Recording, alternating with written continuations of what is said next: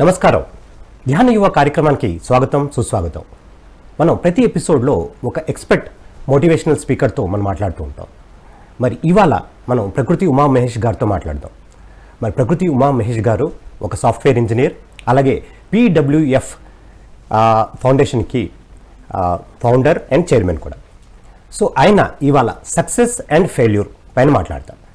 మరి ప్రతి ఒక్క యువత మరి సక్సెస్ అంటే ఏంటి, మరి ఫెయిల్యూర్ ఎందుకు వస్తుంది, మరి ఫెయిల్యూర్ని ఎలా అధిగమించాలి అని ఈ అంశం గురించి ఇవాళ మన ప్రకృతి ఉమా మహేష్ గారితో మనం మాట్లాడుకుందాం. నమస్తే సార్. నమస్తే స్నేహాంత్ గారు. Welcome to the show. Thank you. Yes sir. Success failure అన్నది వెలుగు నీడలు లాంటివి. అంటే ఒక వ్యక్తి సక్సెస్ అవడానికి 3 సూత్రాలు ఏంటి, ఫెయిల్యూర్ అవడానికి 3 కారణాలు ఏంటి? ఫెయిల్యూర్ అన్నది అసలు లేదు. ఓకే. ఫెయిల్యూర్ అనే పదమే రాంగు. ఎక్స్పెరిమెంట్ అనే పదం ఉంది. ఎస్. మనం అనుకున్న రిజల్ట్ రాలేదు కాబట్టి ఆ ఎక్స్పెరిమెంట్కి మనం ఫెయిల్ అని అనుకుంటాం.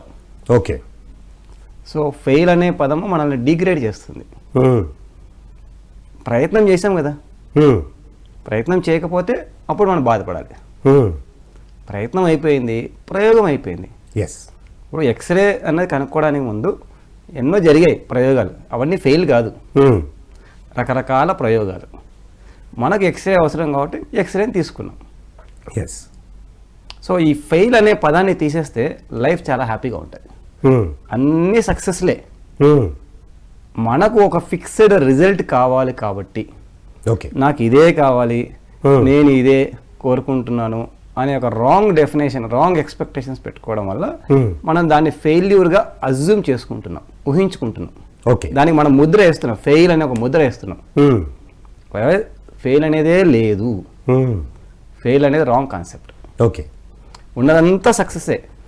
లేదు, ఉన్నవన్నీ ప్రయోగాలు అనుకుందాం. మనం అన్ని రకరకాల ప్రయోగాలు చేసాం, రకరకాల రిజల్ట్స్ వచ్చాయి. సో అన్ని సక్సెస్లే, అన్ని ప్రయోగాలే. ఓకే. ఎస్, చాలా అద్భుతంగా చెప్పారు సార్.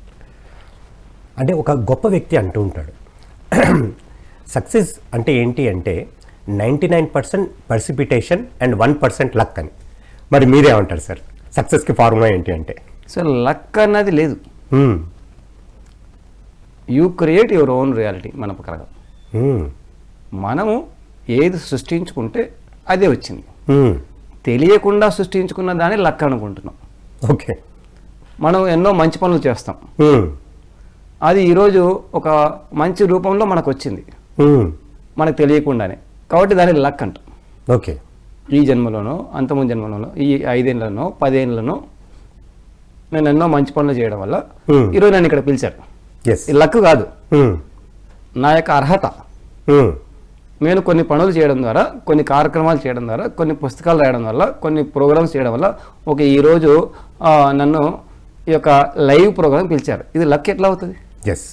బయట బయట వాళ్ళకి నా బ్యాక్గ్రౌండ్ ఏమీ తెలియని వాళ్ళు ఏమనుకుంటారంటే, ఓకే ఈయన చాలా లక్కీ కాబట్టి PMC వాళ్ళు పిలిచారు. PMC వాళ్ళు ఊరికే పిలిచారు, దాన్ని పోయి ప్రతి దాని ఆయన పిలవరు కదా.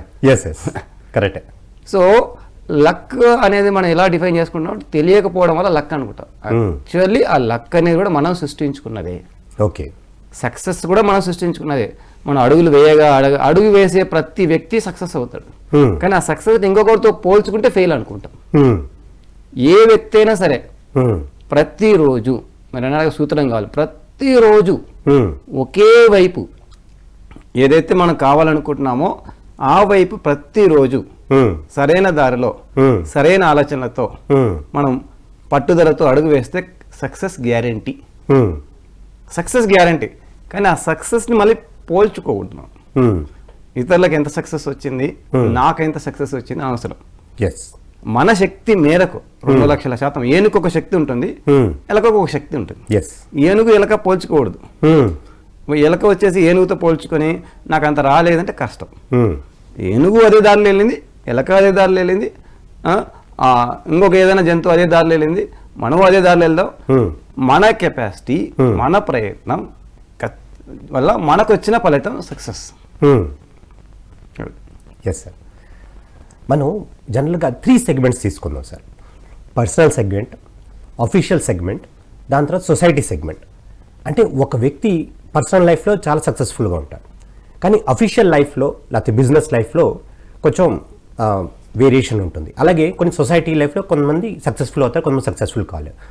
అంటే సక్సెస్ అన్ని సెగ్మెంట్స్లోనూ సాధించగలగచ్చు అంటారా, లేకపోతే ఒక సెగ్మెంట్లోనే సాధించడం జరుగుతుందంటారు, ఎలా అంటారు? అన్ని సెగ్మెంట్లోనూ ఒకే ఎత్తులో సాధించలేదు, కుదరదు. ఎందుకంటే ఒకే ఎత్తులో సాధించాలంటే దానికి తగినంత టైం పెట్టాలి. ఓకే. ఉదాహరణకు గాంధీ గారు ఉన్నారు. గాంధీ గారు హైలీ సక్సెస్ఫుల్ అని మనం అనుకుంటాం, కానీ ఆయన ఫ్యామిలీ లైఫ్ చూస్తే చాలా కష్టాలు ఉంటాయి. ఎందుకంటే ఆయన ఫ్యామిలీకి మొత్తం టైమే కేటాయించలేదు. అక్కడ మనం ఫెయిల్ అనుకోవడానికి లేదు, ఆయన దానికి అంత టైం కేటాయించలేదు, దీనికి పూర్తిగా కేటాయించాడు. ఆయన ఫ్యామిలీని బ్యాలెన్స్ చేసుకుంటూ స్వాతంత్రాన్ని కూడా బ్యాలెన్స్ చేసుకోవాలంటే అంత మహాత్ముడు అయ్యి ఉండేవాడు కాదు. సో ఒక చోట హైయెస్ట్ స్టేజ్కి వెళ్ళాలంటే ఇంకొక చోట తెలియకుండానే ఇంబ్యాలెన్స్ అవుతుంది. ఓకే. బుద్ధుడు ఫ్యామిలీ లైఫ్ మనకు కనిపించదు, ఆయన వదులుకున్నాడు కాబట్టి ఆయన బుద్ధత్వం సాధించాడు, అందరికీ ఒక మహాయోగి అయ్యాడు. సో ఒకే లెవెల్లో అన్ని చోట్ల ఉండాలంటే అన్నిటికీ ఈక్వల్ ప్రయారిటీ ఇవ్వాలి. ఈక్వల్ ప్రయారిటీ ఇచ్చినప్పుడు టాప్ స్టేజ్కి వెళ్ళాం. ఓకే. ఉన్నది 24 గంటలే. 24 గంటల్లో కొన్ని గంటలు అదే గంటలు ఫ్యామిలీకి, అన్నే గంటలు ఆఫీస్కి, అన్నే గంటలు సొసైటీకి కేటాయిస్తే టాప్ లెవెల్కి వెళ్ళడం కుదరదు. కాబట్టి హైయెస్ట్ స్టేజ్కి వెళ్ళాలి ఒక డైరెక్షన్లో అనుకుంటే కొన్ని వదులుకోవాల్సింది, వేరే దారి లేదు. బిల్ గేట్ లాంటి వాళ్ళని మనం ఎంతోమందిని చూస్తే వాళ్ళు ఎన్నో వదులుకుంటే తప్ప ఆ స్టేజ్కి వచ్చి ఉండరు. ఉదాహరణకు సినిమా ఫీల్డ్లో మనం ఓల్డ్ ఎన్టీఆర్ గారిని తీసుకుందాం. ఆయన 24 సినిమాలు ఆయన ఫ్యామిలీతో ఒక నిమిషం కూడా స్పెండ్ చేసి ఉంటాడో లేదో తెలియదు. వాళ్ళ అబ్బాయి చనిపోయినప్పుడు వెళ్ళడానికి కూడా ఆయనకు టైం లేదు, చాలా కష్టంగా వెళ్ళాడు. మధ్యలో ఆఫ్టర్ షూటింగ్ వెళ్ళాడు, మధ్యలో వెళ్ళకుండా షూటింగ్ కంప్లీట్ చేయాల్సింది, వేరే దారి లేదు, ఎందుకంటే ఆల్రెడీ అగ్రీడ్. మనము ఇలా ఏ ఫీల్డ్లో అయినా సరే ఒక హైయెస్ట్ స్టేజ్కి వెళ్ళిన వాళ్ళని తీసుకుంటే వాళ్ళు కొన్ని విషయాలను త్యాగం చేసే ఉంటారు. అన్నమయ్య ఎన్నో త్యాగం చేశాడు కాబట్టి ఆ స్టేజ్కి వచ్చాడు. పత్రి సారు ఎన్నో త్యాగాలు చేశాడు, ఫ్యామిలీని పక్కన పెట్టాడు కాబట్టి ఈ ప్రపంచానికంతా దారి చూపించగలిగాడు. నేను ఫ్యామిలీని బ్యాలెన్స్ చేస్తా, ఉద్యోగం చేస్తా, కానీ నేను ప్రపంచానికంతా మళ్ళీ దారి చూపిస్తా, కొంత చూపించగలిగి ఉండేవాడు. కొంత, ఇంత కాదు, అన్ని వదిలేసుకున్నాడు. సన్యాసం స్వీకరించాడు, ఫ్యామిలీలో ఉన్న సన్యాసం స్వీకరించాడు, అన్ని వదులుకున్నాడు కాబట్టి అత్యంత ఉన్నతమైన స్థానానికి ఎదిగాడు. ఒక్క విషయంలో, మనం అనుకున్న విషయంలో.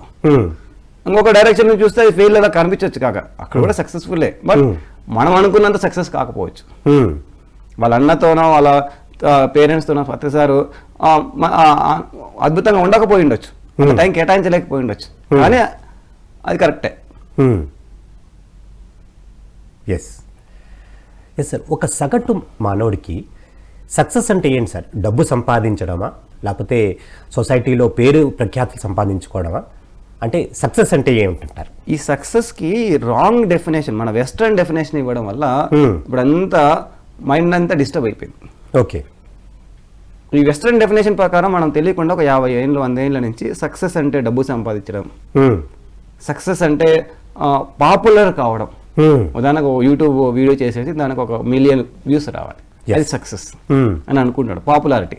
ఆర్ ఒక సినిమా తీసేసి హిట్ కావాలి, ఇదంతా ఇమాజినరీ సక్సెస్. ఓకే. మన ఒరిజినల్ ఓల్డ్ ట్రెండ్ ప్రకారం మనం గమనిస్తే, ఉదాహరణకు ఒక రాజు ఉన్నాడు, ఒక రాజు కూడా ఎవరిని గౌరవించేవాడు? ఒక గురువుని గౌరవించాడు, ఒక యోగిని గౌరవించేవాడు. అంటే ఎవరు సక్సెస్ఫుల్? మన వెస్ట్రన్ కల్చర్ ప్రకారం అలెగ్జాండర్ని గౌరవిస్తారు, మనం అలెగ్జాండర్తో మనకు లెక్కలేదు. ఒక యోగి అంటే విధానం, ఒక యోగి అంటే ఒక విధానం. ఒక వివేకానందుడిని సక్సెస్ఫుల్ గా మనం చూపిస్తాం. సక్సెస్ అంటే మనం వివేకానందుని చూపిస్తాం, అలెగ్జాండర్ చూపిస్తాం, రమణ మహర్షిని చూపిస్తాం, బుద్ధుని చూపిస్తాం, కృష్ణుని చూపిస్తాం, రాముడిని చూపిస్తాం. వీళ్ళంతా మహాయోగులు, మహాజ్ఞానులు. మన ఇండియన్ కల్చర్లో సక్సెస్కి ఈ వస్తువులు, డబ్బులు అనే కాన్సెప్ట్ లేదు. మన ఇండియన్ కల్చర్లో అది లేనే లేదు. ఈ తెలియకుండా ఈ western wrong concept of success అని వచ్చినప్పటి నుంచి డిప్రెషన్ స్టార్ట్ అయిపోయింది. మళ్ళీ మనం బ్యాక్ వెళ్ళాలి. డబ్బులు సంపాదిస్తేనే సక్సెస్ అయితే మరి ప్రతిసారి ఏం డబ్బులు సంపాదించాడు? సక్సెస్ కాదా? సార్కు సొంత ఇల్లు లేదు, ఎస్, సొంత కారు లేదు, సొంత సైకిల్ కూడా లేదు, మరి సక్సెస్ఫుల్ కాదా? ఎస్. బుద్ధుడు సక్సెస్ఫుల్ కాదా? బుద్ధుడు రాజ్యాలు ఏమి కొల్లగొట్టలేదు, సక్సెస్ఫుల్ కాదా? గాంధీ సక్సెస్ఫుల్ కాదా? గాంధీకి గోచి కూడా లేదు, అది కూడా ఆయన చేసుకున్నదే. మనం సక్సెస్కి ఈ మెటీరియలిస్టిక్ డెఫినేషన్ ఇవ్వడం మానేయాలి. Yes.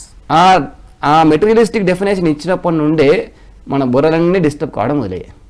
So we have to redefine our success with our old trend. మన పాతకాలపు ఋషుల విధానాన్ని బేస్ చేసుకొని గాంధీ గారి సక్సెస్ని మనం గుర్తించాలి, వివేకానందుడి గారి సక్సెస్ని కూడా మనం సక్సెస్ గా గుర్తించాలి. ఆ విధానంలోకి వెళ్ళినప్పుడే ఈ ప్రపంచం బాగుపడుతుంది. ఈ వెస్టర్న్ ట్రెండ్ ప్రకారం మనం ఏదో బిల్ గేట్స్ సక్సెస్ఫుల్, అంటే ఒక కంపెనీలో డబ్బులు సంపాదిస్తే సక్సెస్ఫుల్, పెద్ద పెద్ద కంపెనీలు పెడితే సక్సెస్, ఐఏఎస్ అయితే సక్సెస్, ఐపీఎస్ అయితే సక్సెస్, అది కాదు. మరి నరేంద్ర మోడీ గారి దగ్గర ఏమీ లేదు, ఆయన ఒక యోగిలాగా ఒక సాధువులాగా జీవించి సక్సెస్ కాలేదా? యోగి ఆదిత్యనాథ్ గారు ఆయనకి ఏమీ లేదు, ఆయనకంటూ ఏమీ లేదు, కానీ ఆయన ఒక సీఎం అయ్యారు. సో సక్సెస్ ని మళ్ళీ మనం రీడిఫైన్ చేసుకోవడం మొదలుపెట్టాలి. Materialistic success is not complete success. Success అంటే మెటీరియలిస్టిక్ అవసరాలు తీర్చుకుంటూ తగిన అవసరాలు, నాకు తగినంత భోజనం కావాలి, తగినంత వసతులు కావాలి, చివరికి నేను బుద్ధత్వాన్ని కూడా పొందాలి. బుద్ధత్వాన్ని దైవత్వాన్ని పొందకుండా నేను కంప్లీట్ సక్సెస్ అయ్యాను అనుకుంటే మాత్రం wrong. Okay. Materialistic success is చాలా టీనీ సక్సెస్, ఇంతే సక్సెస్. అది అంబానీ కావచ్చు కాక, లేకుంటే మీరు పిఎం కావచ్చు, సీఎం కావచ్చు, ఇంకేదైనా కావచ్చు, అది ఇంతే. ఒక యోగిగా మారినప్పుడే, ఒక వివేకానందుడిగా మారినప్పుడే మన సిద్ధాంతం ప్రకారం, మన ఇండియన్ సిద్ధాంతం ప్రకారం, మనకంటూ ఒక కల్చర్ ఉంది, దాని ప్రకారం మనం ట్రూలీ సక్సెస్ఫుల్ పీపుల్. ఎస్, చాలా అద్భుతంగా చెప్పారు. ఎస్ సార్, ఇప్పుడు 8+8+8 అన్నది ప్రిన్సిపల్ ఉంది. అంటే 8 అవర్స్ మనం పడుకోవాలి, 8 hours family life plus 8 hours official life అని ఈ టైం 24 అవర్స్ని ఈ విధంగా సెగ్రిగేట్ చేయడం జరిగింది. మరి ఈ అంశం గురించి మీరు చెప్పగలుగుతారా? మన టైంని ఎలా డివైడ్ చేసుకుంటారు? 8+8+8 అవర్స్ పడుకోవడం అవసరమే. 8 అవర్స్ ఆఫీస్కి వేరే దారి లేదు, తిండికి కావాలి. అది దేనికోసం? తిరిగి ఫ్యామిలీ కోసం. ఫ్యామిలీ కోసం, ఎస్. సో మిగిలిన 8 అవర్స్ ఫ్యామిలీ కేటాయించారనుకోండి, మీరెక్కడున్నారు? ఎస్. సరే, మీరు కొవ్వొత్తిలాగా 24 గంటలు ఫ్యామిలీ కోసం, మన ఆస్తుల కోసం, అంటే ఉద్యోగమో వ్యాపారం కోసం, మళ్ళీ నిద్ర కోసం పెట్టేశారు. కొద్ది రోజుల తర్వాత మీ శక్తి ఏమవుతుంది? అంతే శక్తి ఉంటుందా? లేదు. సో ఈ మిగిలిన 8 hours wrong concept. 8 hours office okay, వేరే దారి లేదు. ఓకే. ఎందుకంటే ఆ మాత్రం పని చేయకపోతే మన ఫ్యామిలీకి తగిన డబ్బులు రావు, తగిన వసతులు మనం కల్పించలేము. 8 అవర్స్ పడుకోకపోతే శరీరం ఒప్పుకోదు, చేత కాదు. సో మిగిలిన 8 అవర్స్ని మనం సగానికి పైగా మన యొక్క శక్తిని పెంచుకోవడానికి, ఓకే, మన జ్ఞానాన్ని పెంచుకోవడానికి వాడాలి. సో దాని 4+4 అని చేసుకోవచ్చా? At least 4 hours, at least 4 hours, minimum 4 hours per day. 2 గంటలు ధ్యానం చేయడానికి, 2 గంటలు జ్ఞానానికి. ధ్యానము ప్లస్ జ్ఞానం ఈ రెండింటి కోసం పెట్టగలిగితే లైఫ్ బ్యాలెన్స్ అవుతుంది. ఓకే. లేదు అంటే మనం బాధ్యతలు, డబ్బులు, వ్యాపారం దాంతో అతిగా పైకి వెళ్ళామనుకోండి, ఏదో ఒక రోజు శక్తి విహీన స్థితికి వెళ్ళి కింద పడతాం. ఇంబ్యాలెన్స్ క్రియేట్ అవుతుంది లైఫ్లో. ఓకే. సో మళ్ళీ అదే బాధ్యతలు సరిగ్గా చేయలేము, అదే ఫ్యామిలీ బాధ్యతలు సరిగ్గా చేయాలి కదా, ఎక్కువ కాలం చేయాలి కదా. ఒక 5 ఏళ్ళు 10 ఏళ్ళు చేయడం కాదు, జీవితకాలం బాధ్యతలు ఉన్నాయి. జీవితకాలం బాధ్యతలు మనం చూసుకోవాలంటే మీరన్న ఈ ఫ్యామిలీ 8 అవర్స్ అన్న దాన్ని డివైడ్ చేసి అట్లీస్ట్ 4 అవర్స్ నేను మాత్రమే, ఒక్క మగాడినే, అంటే ఏకాంతంలో గడపాలి. ధ్యానం ప్లస్ జ్ఞానం, అది పుస్తకాలు చదవడం కావచ్చు, సజన సంగతం కావచ్చు. ఈ 4 గంటలు మనకు పెట్రోలింగ్ లాంటిది, మనకు పెట్రోల్ ఫ్యూయల్ వేసుకోవడం లాంటిది. ఫ్యూయల్ వేసుకుంటే కదా బండి నడిపేది. నాకు టైం లేదు, బాధ్యత ఉంది అని ఫ్యూయల్ వేసుకోకుండా నడుపుకుంటే వెళ్ళిపోయాడు, ఏదో కూడా అయిపోతాం. లాంగ్ లాస్టింగ్ ఉండదు. ఎక్కువ సంవత్సరాలు, ఎక్కువ రోజులు మనం ఇలాగే ముందుకు వెళ్ళాలంటే మనము గడపాల్సిందే. మన కోసం మనము కూడా, అది స్వార్థం కాదు, తప్పనిసరి అవసరము, నిత్యవసరం. భోజనం చేయకుండా నేను పని చేస్తానంటే ఎట్లా అవుతుంది? అలాగే ధ్యాన శక్తి పెంచుకోకుండా జ్ఞానం పెంచుకోకుండా పని చేస్తానంటే అంతే. నాకు టైం లేదు, నేను భోజనమే చేయను, ఇంకో నెల వరకు భోజనం చేయను, పని చేస్తానంటే కుదరదు. అలాగే నేను ధ్యానం చేయను, నేను బిజీ, నేను జ్ఞానం పెంచుకోను, నేను చాలా బిజీ, నేను చాలా బాధ్యతలు ఉన్నాయంటే ఈ బాధ్యతలను సరిగ్గా నిర్వర్తించలేని మానసిక స్థితికి వెళ్తాం. మానసిక స్థితి, మానసిక మెంటల్ ఇంబ్యాలెన్స్ అవుతాం మనం. ఎస్ సార్, చాలా అద్భుతంగా చెప్పారు. సో అంచేత 8 hours of good sleep, 8 hours of office life plus మధ్యలో ఇంకొన్న 8 అవర్స్ని డివైడ్ చేయమని చెప్పారు. అంటే 4 hours for your personal development and 4 hours మీరు ఫ్యామిలీతో స్పెండ్ చేయడం కానీ అలా చేయమని చెప్పారు. చాలా అద్భుతంగా చెప్పారు. ఎస్ సార్, ఇప్పుడు మన ధ్యాన యువ ఈ ప్రోగ్రాంలో మన యువతల గురించి మాట్లాడితే చాలామంది అంటే ఈ చదువుల్లో ఫెయిల్ అయిపోయానని, లేకపోతే ఏదో రిలేషన్షిప్లో ఫెయిల్ అయిపోయాననేసి, లేకపోతే వేరే చిన్న చిన్న విషయాలకి ఈ ఫెయిల్యూర్ కింద భావించి వాళ్ళ ఆత్మహత్యలు కూడా దారితీస్తుంది సార్. సో అలాంటి యువతకి మరి మీరు ఏం చెప్తారు? అంటే హౌ టు ఓవర్కమ్ ఫెయిల్యూర్. అంటే అది మీరు అన్న బిగినింగ్లో మీరు చెప్పారు ఫెయిల్యూర్ అన్నది లేదు అనేసి, కానీ వాళ్ళు ఫెయిల్యూర్ కింద తీసుకుని అసలు వాళ్ళ జీవితమే అంతం చేసేసుకుంటున్నారు. మరి అలాంటి యువతకి మరి ఏమని చెప్తారు సార్? నేను కూడా 95లో ఇంజనీరింగ్ ఫస్ట్ ఇయర్లో ఉన్నప్పుడు ఈ మెడిటేషన్లోకి వచ్చాను. ఓకే, నా మైండ్ సెట్ కూడా అదే. నేను కూడా ఫెయిల్ అవుతానేమో ఇంజనీరింగ్ ఫస్ట్ ఇయర్, చనిపోదాం అని డిసైడ్ అయిపోయి అక్కడ ఏదో జగన్నాథ్ ఘటన ఉండేది, దాని మీద దూకేద్దామని కూడా చాలాసార్లు అనుకొని, ఓకే, అప్పుడు పత్రిసారి ఒక యోగిని కలిశాను అక్కడే. సార్ని కలిసిన తర్వాత అసలు జ్ఞానం మొదలైంది, శక్తి మొదలైంది. ఎవరైతే ఇలాంటి స్థితిలో ఉన్నారో వాళ్ళకి సరైన మార్గదర్శి కావాలి. ఎందుకంటే చుట్టూ ఉన్న వాళ్ళందరూ ఏం చేస్తారంటే అమ్మలు, నాన్నలు, శ్రేయోభిలాషులు, నువ్వు ఫెయిల్, నువ్వు వేస్ట్, నువ్వు యూజ్లెస్, నువ్వు పనికిరాని వాడు, నువ్వు అది, నువ్వు ఇది అని వాళ్ళకి తెలియకుండా లౌకికంతో డిగ్రేడ్ చేసి చేసి చేసి ఇంకా డిప్రెషన్ పెంచుతూ ఉంటారు. ఇంట్లో అమ్మ నాన్నలకు కూడా చెప్పుకోలేని పరిస్థితిలో, ఫ్రెండ్స్ కూడా చెప్పుకోలేని పరిస్థితుల్లో ఉన్నప్పుడు వాళ్ళు చనిపోవాలంటారు. ఎందుకంటే నాకు ఎవరూ లేరు. అందుకే ఒక సరైన మార్గదర్శిని మనం కలవాలి, ధ్యానం చేయాలి మొదటగా. అప్పుడు ఏమవుతుందంటే ఆ శక్తి విహీన స్థితికి వెళ్ళిపోయి ఉంటాం కదా. పత్రిసారి దగ్గరికి వెళ్ళాను నేను, వెళ్తూనే మొదటి రోజు సార్ నాకు ఏమైనా చెప్పండి అంటే గో అండ్ డూ మెడిటేషన్ అన్నాను. ఇంకేం చెప్పలే, ముందు ధ్యానం పోయి నువ్వు చచ్చిపోవాలనిపిస్తే చచ్చిపో, ఓకే, కానీ ధ్యానం చేయి. ఓకే, నువ్వు బ్రతకాలంటే ధ్యానం పోయి ధ్యానం చేయండి. ఈయన ఏం చెప్పకుండా ముందు ధ్యానం చేయంటాడు. ఎందుకంటే నాకు ధ్యాన శక్తి కావాలి, నేను శక్తిని కోల్పోయా అని నేను బ్యాలెన్స్ చేసుకోలేకపోతున్నా. కాబట్టి ఏడుపు వచ్చినా, బాధ వచ్చినా, ఏదొచ్చినా సరే అలాగే పోయి ధ్యానం చేసేవాడిని. గంటలు 5 గంటలు 10 గంటలు ధ్యానం చేయగా కొద్ది రోజులు శక్తి వచ్చింది. అప్పుడు సార్ కొన్ని పుస్తకాలు ఇవ్వడం మొదలుపెట్టారు, డైరెక్షన్ ఇవ్వడం మొదలుపెట్టారు. శక్తి వచ్చిన తర్వాత జ్ఞానం. మనం ఏం చేస్తామంటే వీళ్ళు కనపడ్డారు కదా, ఏడుస్తున్నారు కదా, వెంటనే గైడెన్స్ ఇస్తాం. ఆ గైడెన్స్ పనికిరాదు, ఎందుకంటే వాళ్ళు చేసే పరిస్థితులు లేదు. ఓకే, మనం ఏ గైడెన్స్ ఇచ్చినా డీప్ డిప్రెషన్లో ఉండి చచ్చిపోదాం అనుకున్నవాడు 1 నిమిషం ఆగుతాడు, 2వ నిమిషం మళ్ళీ ఏడుస్తాడు. టెంపరీ రిలీఫ్ జ్ఞానం అన్నది. ఓకే, సో గైడెన్స్ పక్కన పెట్టి ధ్యానం మొదలు పెట్టించాలి.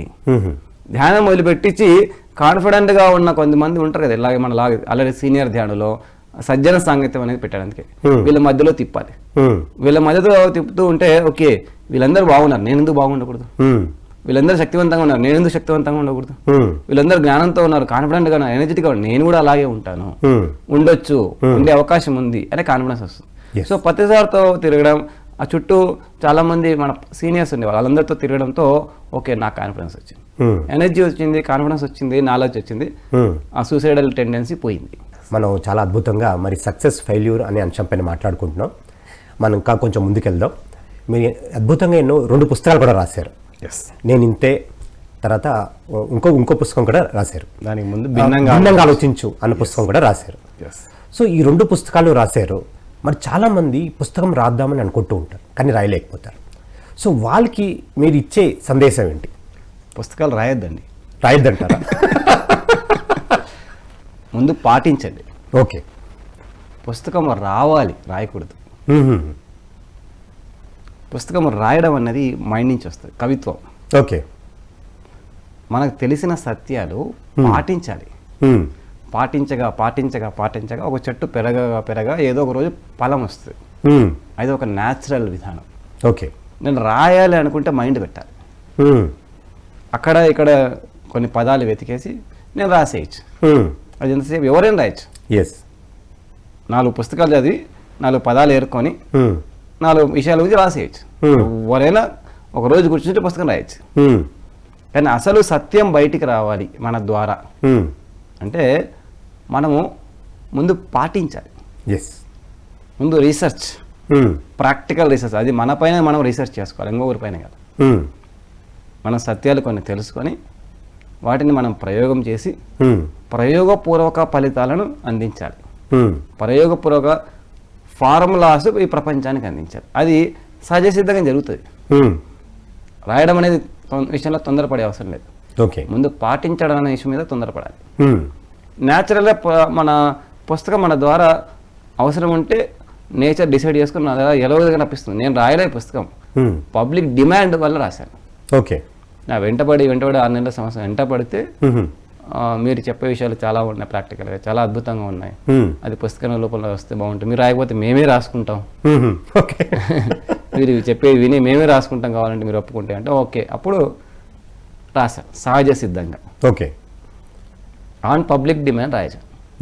రాయాలి, నేను రైటర్ని కావాలి, ఆథర్ని కావాలి, ఇలాంటి ఆలోచన నాకు ఎప్పుడు లేదు.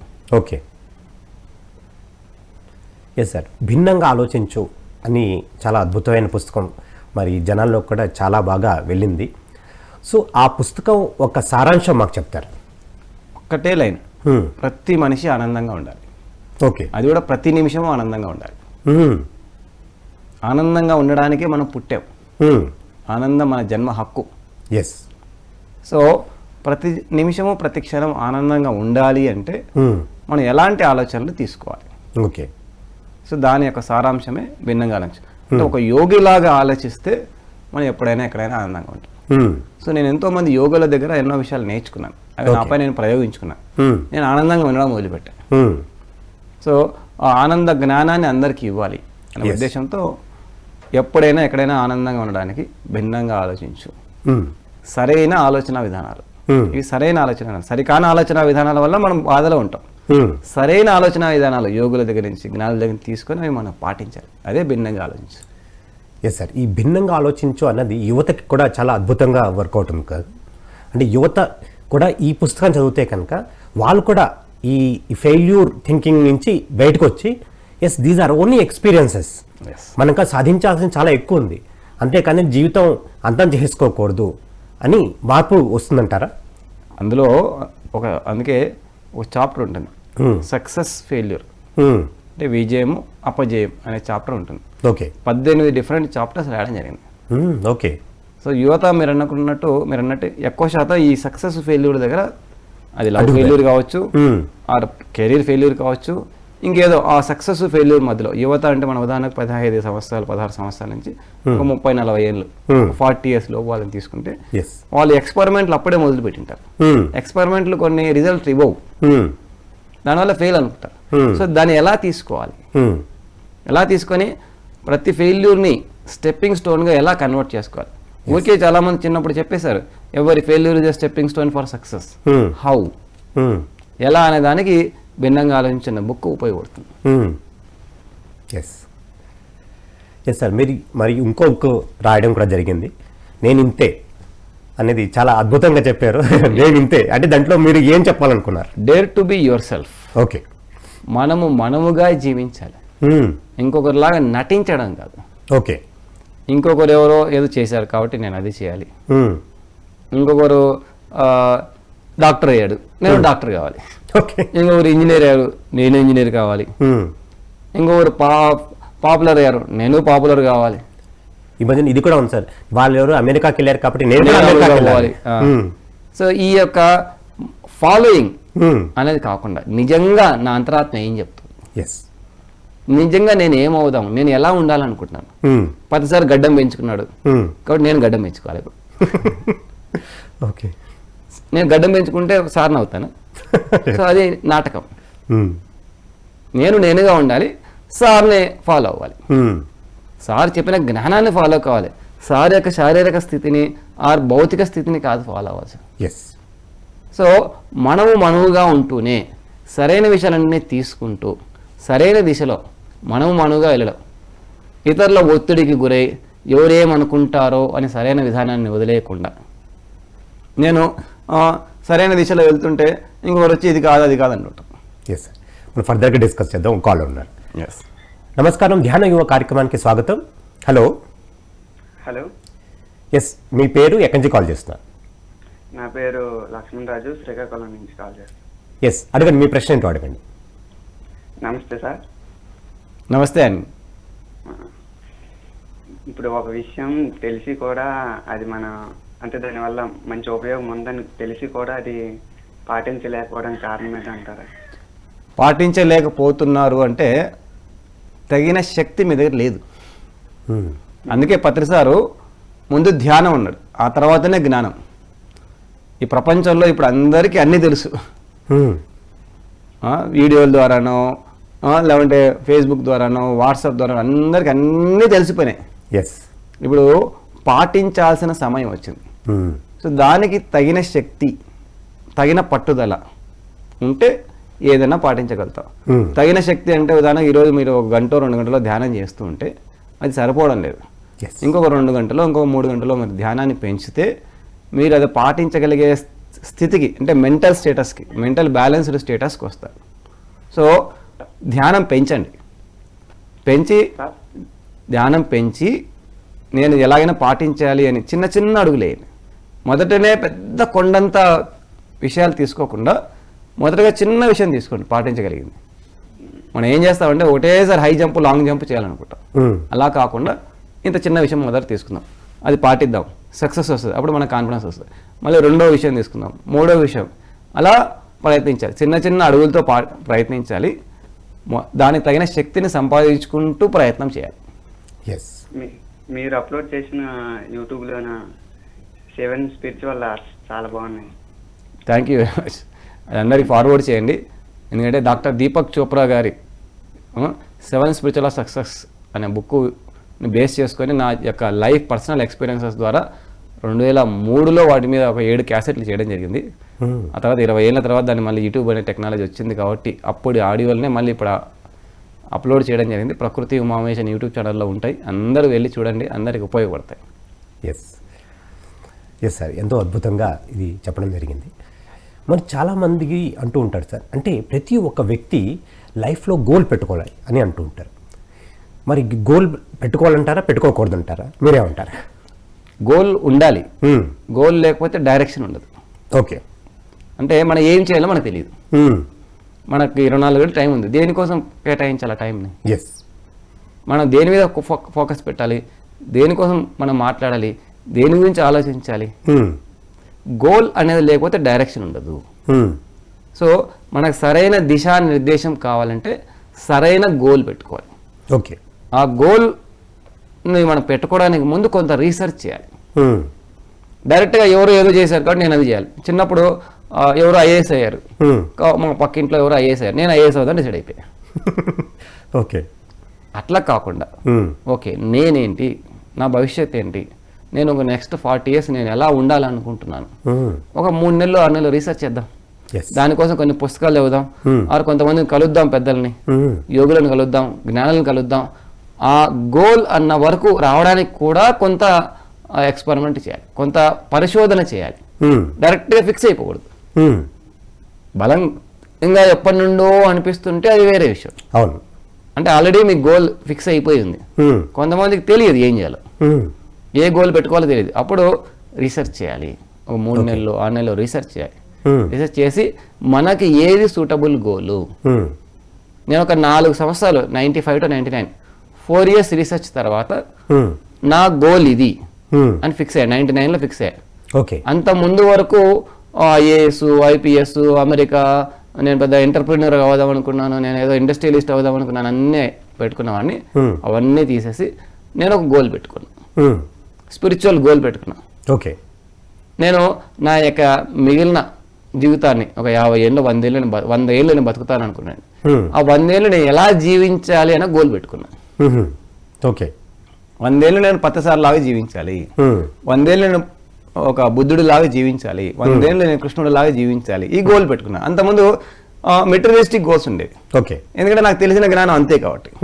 పక్కింటోళ్ళు ఐఏఎస్ నేను ఐఏఎస్ కావాలనుకున్నా, పక్కింటోళ్ళు ఇంజనీర్ అయ్యారు నేను ఇంజనీర్ అయ్యా, పక్కింటోళ్ళు అమెరికాకి వెళ్ళారు కాబట్టి నేను అమెరికాకి వెళ్ళాలనుకున్నా. అవన్నీ పత్తిసారి దగ్గరికి పోయినాయి.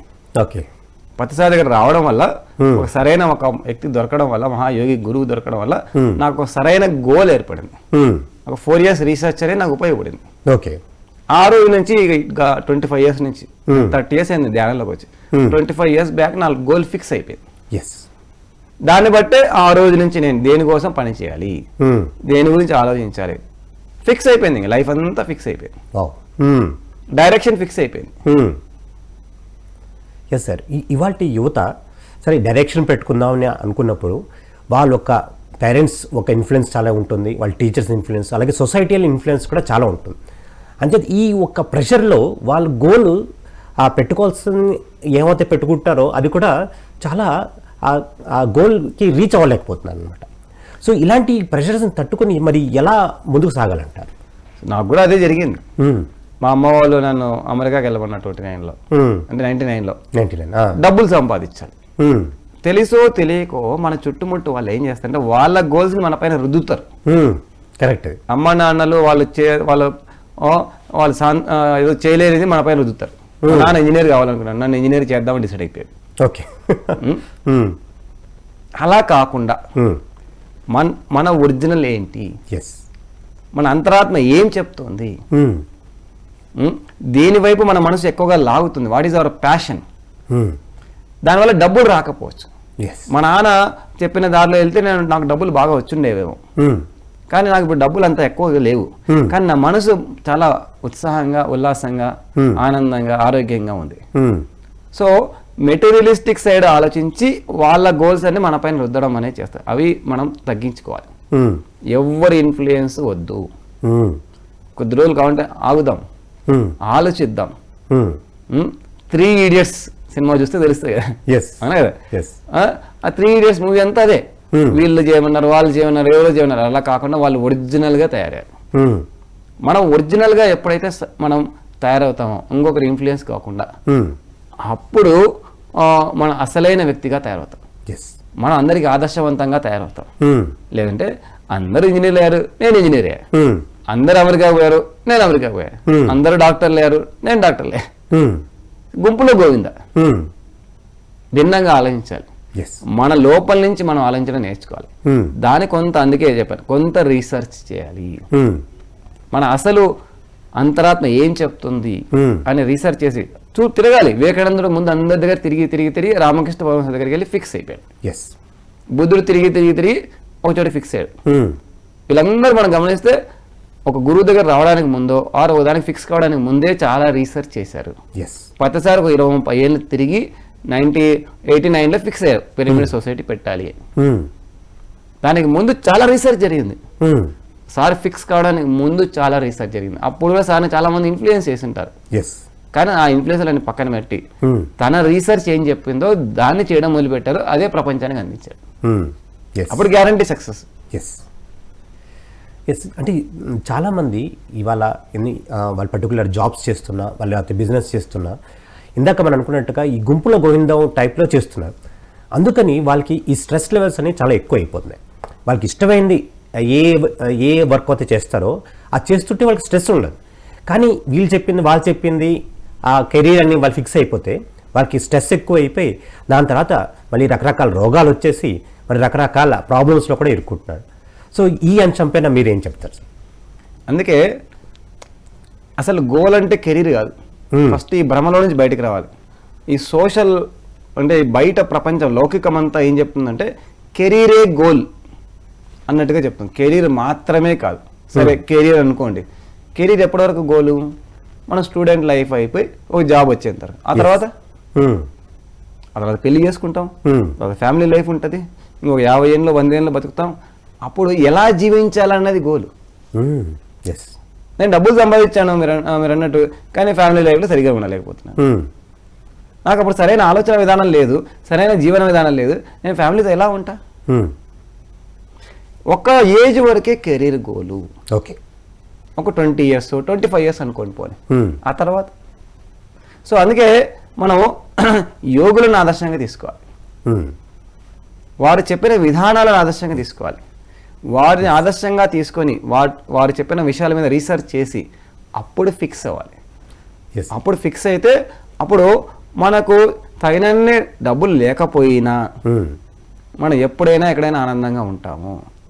ఇంకోరిలాగా మనం 4 బిల్డింగ్లు కట్టకపోవచ్చు, 4 కార్లు ఉండకపోవచ్చు, మెర్సిడీస్ బెంజ్ కొనకపోవచ్చు, కానీ మనకి ఇష్టమైనది మనం చేశాము, మనకు ఆనందాన్ని ఇచ్చేది మనం చేశాము, మనకు ఆత్మవిశ్వాసాన్ని ఇచ్చేది మనం చేసాం కాబట్టి హ్యాపీగా ఉంటాం. నేను ఈరోజు మా అమ్మ వాళ్ళు చెప్పింది చేసేయకపోవచ్చు, నేను అనుకున్న నేను చేశాను కాబట్టి ఈరోజు హ్యాపీగా ఉన్నాను. ఎస్ సార్, మనం ఫర్దర్గా డిస్కస్ చేద్దాం. ఒక కాల్ ఉన్నా. నమస్కారం అండి, ధ్యాన యువ కార్యక్రమానికి స్వాగతం. హలో. హలో. ఎస్ చెప్పండి, మీ పేరేంటి, ఎక్కడి నుంచి కాల్ చేస్తున్నారు? నా పేరు వాంతేజ అండి, కోదాడ నుంచి కాల్ చేశాను. అడగండి అమ్మా, మీ ప్రశ్న ఏంటో అడగండి. సార్ మీ ప్రశ్న ఏంటో అడగండి. అంటే ఇప్పుడు సెకండ్ ఇయర్ అయిపోయింది, ఎంసెట్ ఎగ్జామ్ ని ఎలా క్రాక్ చేయాలని అడగాలనుకుంటున్నాను. ఓకే, ఎంసెట్ ఎగ్జామ్ ఎలా క్రాక్ చేయాలి అన్నది ఎంసెట్ ట్రైనర్స్ని అడిగితే చెప్తాను. నేను కూడా ఒకప్పుడు ఎంసెట్ రాసిన వాడిని. ఒక ఎంసెట్ ట్రైనర్ కాకుండా ఒకప్పుడు నేను ఎలా ట్రైన్ చేసుకున్నాను అనే దాన్ని బేస్ చేసుకొని నేను చెప్పడానికి ట్రై చేస్తాను. సరే సార్. అతి ముఖ్యంగా ఈ ఎంసెట్ అనే భయాన్ని తీసేయండి. Okay sir. ఎగ్జామ్లోకి వెళ్ళేటప్పుడు ఒక సినిమా హాల్లోకి వెళ్ళేటప్పుడు ఎలా వెళ్తాం అంత హ్యాపీగా, అంత కూల్గా వెళ్తే, అది ఎంసెటా ఇంకొక ఎంట్రన్స్ ఎగ్జామా కాదు, మనకి రిజల్ట్ ఏమొస్తుందో, నాకు ఏ ర్యాంక్ వస్తుందో, నాకు తెలిసిన వస్తాయా రావో, నేను అనుకున్న వస్తాయా రావో, ఇవన్నీ పక్కకు పడేసి సినిమాకి ఎలా వెళ్తాం, రిలాక్స్డ్గా వెళ్తాం. ఎప్పుడైతే రిలాక్స్డ్గా వెళ్తామో మనం ఒక 6 నెలల క్రితమో 1 సంవత్సరం క్రితం చదివినవి కూడా ఈజీగా గుర్తు వస్తాయి. మనం ఏ ఎగ్జామ్లో మనం క్లియర్ చేయాలన్నా, బాగా క్లియర్ చేయాలంటే మనకు కావాల్సిందంతా ఒకటి గ్రాస్పింగ్ పవరు, 2 మెమొరీ పవరు, ముందు మూడోది అప్లై చేసే ఇంటెలిజెన్స్ కావాలి. అప్లై చేసే ఇంటెలిజెన్స్ ఉంది కానీ మెమొరీ బ్లాక్ అయిపోయింది, ఎందుకంటే టెన్షన్ వల్ల. 99% ఎగ్జామ్స్ అన్నిటికీ జరిగేది ఏంటంటే మనకు తెలుసు కానీ గుర్తురాదు. టెన్షన్ వల్ల మనం ఆ తెలిసిన నాలెడ్జ్ని గుర్తు తెచ్చుకోలేక అప్లై చేయలేకపోతుంటాం. రేపు ఎగ్జామ్ ఉంది, ఈరోజు చదువుతున్నాం, టెన్షన్ వల్ల లోపలికి ఎక్కదు. అంటే గ్రాస్పింగ్ పవర్ పడిపోయింది, మెమొరీ పవర్ పడిపోయింది టెన్షన్ వల్ల. దేనికి టెన్షన్? రిజల్ట్. నాకు ఆ ర్యాంక్ రావాలి, నాకు ఈ ర్యాంక్ రావాలి, నేను ఏమనుకుంటారో, నాకు తగినంత ర్యాంక్ రాకపోతే ఏమంటారు, ఏమీ కాదు, ఏ ర్యాంక్ రాకపోయినా ఏమీ కాదు. సో ర్యాంకులు అనే భయాలను పక్కన పెట్టేసేయండి, రిజల్ట్ అనే భయాన్ని పక్కన పెట్టేసేయండి. ఒక సినిమాకి వెళ్ళినప్పుడు, ఒక మహేష్ బాబు సినిమాకి వెళ్తాం, రిలాక్స్డ్గా వెళ్తాం, అంతే రిలాక్స్డ్గా, అంతే కూల్గా వెళ్ళండి. ఈ ఎగ్జామ్ ప్రిపరేషన్ టైంలో రోజు కొన్ని గంటలు ధ్యానాన్ని కేటాయించండి. నేను ఎప్పుడైతే ధ్యానంలోకి వచ్చానో, ఎగ్జామ్స్ బిఫోర్ కూడా రోజు కొద్దిసేపు ధ్యానం చేయడం వల్ల చాలా ఫాస్ట్గా చదవగలిగేవారు. అది టైం వేస్ట్ కాదు. ఎగ్జామ్ ఉంది కదా, టైం వేస్ట్ అని మనం ఏం చేస్తామంటే ధ్యానం చేయాలి.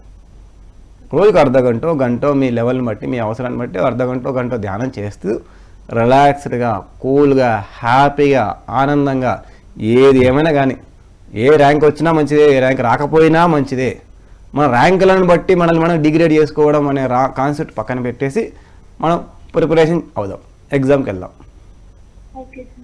ఎస్ సార్, మరి ఎంతో అద్భుతంగా మీరు ఇవాళ సెషన్లో సక్సెస్ అండ్ ఫెయిల్యూర్స్ అన్న అంశం పైన ఎంతో అద్భుతంగా మాట్లాడారు. అలాగే మీ ఉన్న ఎక్స్పీరియన్స్తో ఎంతో అద్భుతంగా క్వశ్చన్స్ అన్నిటికీ మరి సమాధానం చెప్పారు. ఇంత జ్ఞానం ఇచ్చినందుకు మీకు ఎంతో కృతజ్ఞతలు. Thank you very much sir. ఈ యొక్క ధ్యాన యువ కార్యక్రమానికి నన్ను ఇన్వైట్ చేసి ఇలాంటి అద్భుతమైన అవకాశాలు ఇచ్చినందుకు ధ్యాన యువ కార్యక్రమానికి, పిఎంసి మేనేజ్మెంట్కి, గురువు గారికి, అందరికీ thank you very much. Thank you very much sir. So ఇదండి ఇవాళ ధ్యాన యువ కార్యక్రమం. మరి ప్రకృతి ఉమా మహేష్ గారు చెప్పిన విధంగా ప్రతి ఒక్క యువత వారి జీవితంలో లక్ష్యం పెట్టుకోవాలి, ఆ లక్ష్య సాధన వైపు అడుగులు వేయాలి. అలాగే మీ మనసు ఏమైతే కోరుకుంటుందో అలాంటి లక్ష్యం మీరు పెట్టుకోవాలి. ఎప్పుడైతే ఇలా పెట్టుకుంటామో మరి మీ జీవితంలో మన ఉన్నత స్థాయికి ఎదగగలుగుతారు. సో ఇదండి ఇవాళ ధ్యాన యువ కార్యక్రమం. ఇంకో కార్యక్రమం మళ్ళీ కలుసుకుందాం. అంతవరకు సెలవు.